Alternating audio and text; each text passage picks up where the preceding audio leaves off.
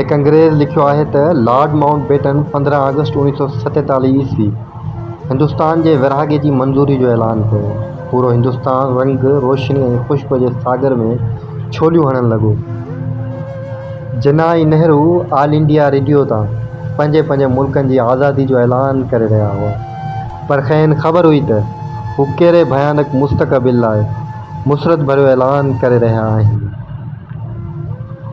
उन्हनि ख़ुशियुनि ऐं मुसरतनि, रंगनि, रोशनियुनि ऐं ख़ुशबूअनि जी दुनिया में सिर्फ़ु हिकु माण्हू हो जेको पृथ्वीराज रोड जे हिकु बंगले में रोई रहियो हो। उन आज़ादी ते रोई रहियो हो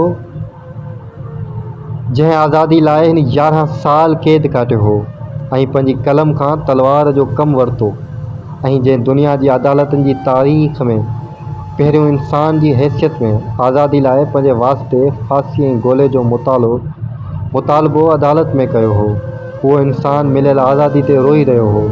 उहो माण्हू मौलाना अबुल कलाम आज़ाद हो, जंहिंखे ख़बर हुई त ही फ़िरक़े परस्ती जी बुनियाद ते विरहायल इंसान अॻिते हली कहिड़ी मुसीबत में फासंदो।